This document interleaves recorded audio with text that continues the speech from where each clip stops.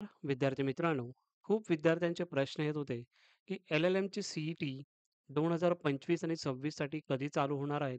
याचे खूप डाउट्स मला येत होते कमेंट सेक्शनमध्ये. त्याचीच ही आज व्हिडिओ बनवत आहे. युनिव्हर्सिटी ऑफ मुंबईमधून एक नोटीस आलेली आहे. Department of law, law colleges affiliated to the university of Mumbai conducting LLM program. So centre based online जे काही तुमची सी होणार आहे, ती जी सी-ई-टी होणार आहे, त्यासाठी 25-26 मध्ये जे काही तुमचे होणार आहे, ॲडमिशनसाठी जे काही गाईडलाईन्स आहे, यामध्ये तुम्हाला फीज काय असणार आहे, सिलेबस काय असणार आहे. त्यानंतर खूप विद्यार्थ्यांचे यामध्ये डाउट्स होते, की आपण इंग्लिशमध्ये या मराठीमध्ये एक्झामिनेशन देऊ शकतो का? किती मार्क्ससाठी ही एक्झाम असते? एल-एल-एम जर आपण बघितलं तर 2 वर्षाचा हा कोर्स आहे. सो या 2 वर्षाच्या कोर्समध्ये कोणकोणत्या गोष्टी आणि कशा पद्धतीने आपल्याला रजिस्ट्रेशन करायचं आहे यासाठी त्यासाठी आपण यामध्ये बघणार आहोत. एलिजिबिलिटी क्रायटेरिया काय आहे? कोणकोणते विद्यार्थी यामध्ये एलिजिबल आहेत का? फायनल इयर ज्या विद्यार्थ्यांचं झालेलं आहे, म्हणजेच एल-एल-बी ज्या विद्यार्थ्यांचं झालेलं आहे, ते विद्यार्थी यामध्ये एलिजिबल आहेत का? या ज्या विद्यार्थी एल-एल-बीच्या फायनल इयरमध्ये आता सध्या आहेत, ते विद्यार्थी एलिजिबल आहेत का? असे सर्व डाउट्स तुमच्या मनामध्ये असतील. आज या व्हिडिओमध्ये सर्व डाउट्स तुमचे क्लिअर करणार आहे. आणि कोणते विद्यार्थी एल-एल-एम सी-ई-टीसाठी ॲप्लिकेबल आहेत, ॲप्लाय करू शकतात, अशी सर्व माहिती तुम्हाला यामध्ये मी सांगणार आहे. पूर्ण व्हिडिओ बघा जेणेकरून सर्व डाउट्स तुमच्या जे काही प्रश्नांची उत्तरं असतील ते यामधून तुम्हाला क्लिअर होतील. ठीक आहे. पूर्ण व्हिडिओ यासाठी तुम्हाला बघावं लागेल. जर आपण बघितलं एल-एल-एम जे काही कोर्स आहे ते 2 वर्षाचा कोर्स आहे. ओके. एलिजिबिलिटी क्रायटेरिया जर आपण पहिलं बघितलं, so candidate who have pass LLB ते एलिजिबल आहेत आणि those who have appear for final semester examination याच्यामध्ये 3 इयर प्रोग्रामचे जे स्टुडंट असतील ते पण असतील आणि 5 इयरचे जे स्टुडंट असतील प्रोग्राममध्ये ते सुद्धा असतील. एल-एल-बी 3 इयरच्या फायनल इयरला असतील ते विद्यार्थी यामध्ये एलिजिबल असतील आणि 5 इयरच्या जे काही फायनल इयरला स्टुडंट असतील ते सुद्धा विद्यार्थी एल-एल-एम देण्यासाठी एलिजिबल आहेत.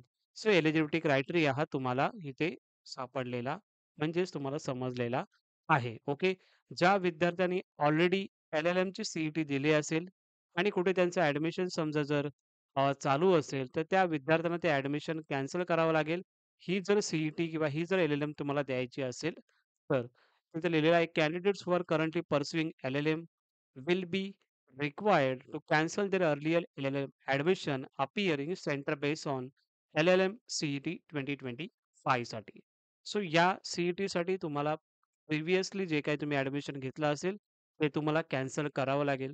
अजून जर एलिजिबिलिटी जर बघितलं, तर ज्यांचं ग्रॅज्युएशन झालेलं आहे, त्या विद्यार्थ्यांना ॲट लीस्ट 50% हे तुम्हाला असले पाहिजे तुमच्या ग्रॅज्युएशनच्या एक्झामिनेशन म्हणजे विद्यार्थ्यांचं फर्स्ट सेमिस्टरपासून ते लास्ट सेमिस्टरमध्ये अशा टोटल तुमच्या 6 सेमिस्टर असतात. त्या 6 सेमिस्टरचं तुम्हाला टॅली करायचं आहे आणि त्याचे तुमचं ॲग्रीगेट पर्सेंटेज हे 50% आलं पाहिजे. Then you can eligible for this examination. Okay. आणि जे फायनल सेमिस्टरसाठी आहे ते ऑब्व्हियसली अप्लाय तुम्ही करू शकता. तर त्यानंतर जर आपण बघितलं तर ॲप्लिकेशन फॉर्म जी लिंक आहे, ही लिंक आहे. ही लिंक तुम्हाला डिस्क्रिप्शन बॉक्समध्ये भेटून जाईल. अशा पद्धतीने ते चेक करायचं आहे. त्याची माहिती तुम्हाला पुढे मी देणारच आहे. यामध्ये जर आपण बघितलं, जसं सी-ई-टीमध्ये मेरिट लिस्ट लागते तशाच पद्धतीने यामध्ये जे काही मेरिट लिस्टमध्ये जे विद्यार्थी असतील, त्यांनाच पहिलं प्राधान्य दिलं जाईल. त्यांनाच ॲडमिशनसाठी पहिले जे आहे ते प्राधान्य त्या विद्यार्थ्यांना दिलं जाईल. ज्यांचं एल-एल-एममध्ये, सी-ई-टीमध्ये चांगला स्कोर असेल, अशा विद्यार्थ्यांना. त्यामध्ये लिहिलेलं आहे, की minimum qualifying marks in the centre based online LLM test under जर आपण बघितलं 40 मार्क्स पाहिजे तुम्हाला फॉर जनरल कॅटेगरी म्हणजे 100 आउट ऑफ तुमचा पेपर असतो. जे जनरल कॅटेगरीचे स्टुडंट असतील त्यांना 40 मार्क्स पाहिजे. ओके. आणि जे रिझर्व्ह कॅटेगरीचे जे काही स्टुडंट असतील, रिझर्व्ह म्हणजे जे काही कॅटेगरीमध्ये असतील, ओ-बी-सीमध्ये असतील, एस-सीमध्ये असतील, एस-टीमध्ये असतील, असे विद्यार्थ्यांना 30 मार्क्स पाहिजेत आउट ऑफ 100. हे जर तुम्हाला मार्क्स असतील तर you can eligible for L-L-M admission.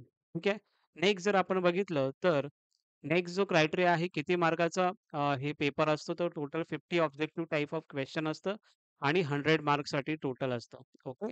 यामध्ये जर बघितलं नो निगेटिव्ह मार्किंग यामध्ये निगेटिव्ह मार्किंग नाही आहे.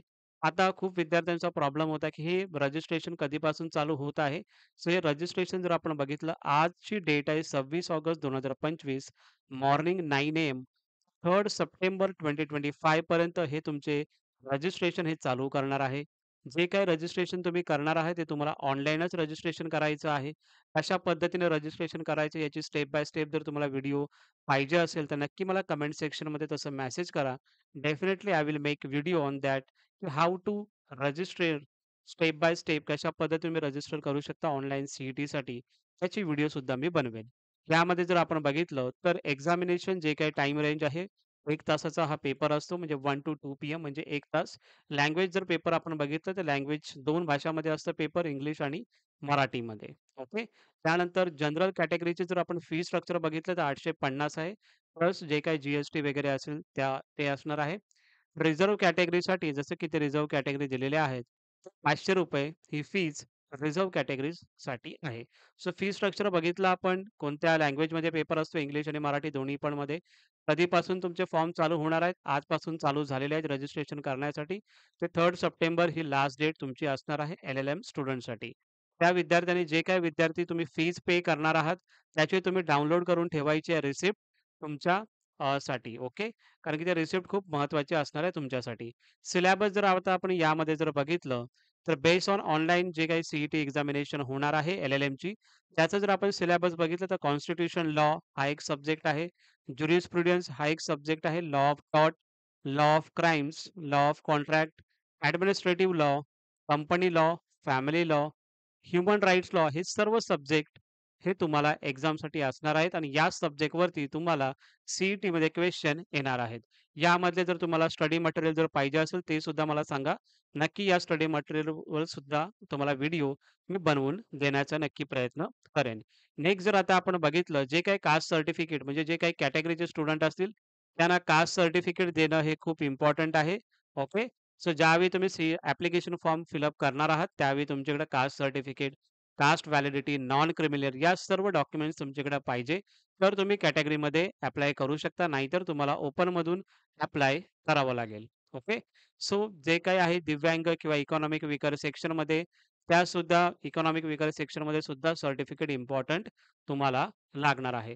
जेव्हा तुमचा रिझल्ट लागला after the declaration of result of centre based on online L-L-M CET examination so कुठे दिसणार आहे तर तो तुमचा या वेबसाईटला तुमचं एक्झामिनेशन रिझल्ट हा दिसणार आहे. ज्यावेळी रिझल्ट लागेल त्यावेळी तुम्हाला नक्की त्याबाबतीत मी अपडेट तुम्हाला देणार आहे. त्याबाबत तुम्ही टेन्शन नका घेऊ. ठीक आहे. त्यानंतर जर आपण बघितलं, की याच्यामध्ये मेरिट लिस्टवरच तुमचे ॲडमिशन होत असतात. जसे की तुमचे सी-ई-टीचे जे LLB 3 year, 5 year, LLB 3 year, 5 इयर्सचे होतात. तशाच पद्धतीने सी-ई-टीची तुमची एल-एल-एमची पण एक्झाम होईल. त्याच्यामध्ये तुम्हाला चांगल्या पर्सेंटेज असतील किंवा चांगले मार्क्स असतील, तर तुम्हाला त्या बेसवर तुम्हाला चांगले कॉलेजेस तुम्हाला ॲडमिशन त्यामध्ये भेटू शकतं.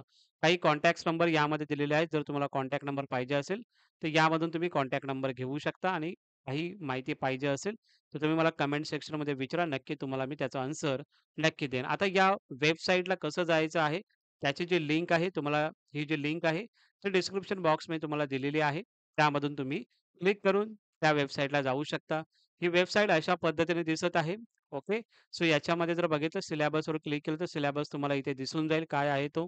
त्यानंतर जर आपण बघितलं 1 अवरचा हा स्ट्रक्चर असतो जो काही सिलेबस आहे म्हणजे एक्झाम तुमची 1 अवर असते आणि दुसरं जर आपण बघितलं तर कशा पद्धतीने तुम्ही मला काय करायचं आहे, नवीन स्टुडंट असतील, त्या विद्यार्थ्यांनी रजिस्टर यावरती क्लिक करायचं आहे. रजिस्टर यावरती क्लिक केल्याच्यानंतर तुम्हाला फुल नेम, युजर नेम जो तुम्हाला सिलेक्ट करायचा आहे तो करू शकता. ईमेल आयडी, मोबाईल नंबर आणि पासवर्ड आणि साइन अप या बटनवरती तुम्हाला सिलेक्ट करायचं आहे. ओके. त्या पद्धतीने पुढे जी काही प्रोसेस असेल, जर तुम्हाला पाहिजे असेल स्टेप बाय स्टेप व्हिडिओ, तर नक्की मला सांगा. मी त्या बाबतीत तुमची व्हिडिओ त्यासाठी नक्की बनवेन. ओके.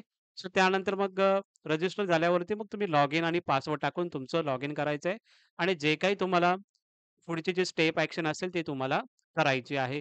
त्यानंतर जर आपण बघितलं यामध्ये सो इम्पोर्टंट डेट्स ह्या तुम्हाला मी सांगितलेल्या आहे 3 सप्टेंबरपर्यंत आणि ॲडमिट कार्ड हे कधी रिलीज होणार आहे 10 सप्टेंबरला आणि एंट्रन्स एक्झामची जी डेट आहे ती कधी असणार आहे 14 सप्टेंबर म्हणजेच 14 सप्टेंबर म्हणजे पुढच्या महिन्यातच तुमची एक्झाम असणार आहे.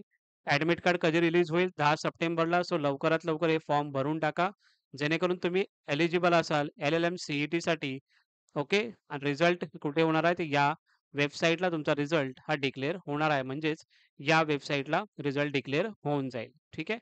सो अशा पद्धतीने एल-एल-एम सी-ई-टीसाठी खूप विद्यार्थ्यांचे प्रश्न येत होते. त्यासाठी आता हे फॉर्म फिलअप करण्यासाठी चालू झालेले आहेत. जर तुम्हाला यावरती व्हिडिओ पाहिजे असेल, तर नक्की मला कमेंट सेक्शनमध्ये सांगा. नक्की तुम्हाला हेल्प करण्याचा नक्की प्रयत्न मी नक्की करेन. Thank so much.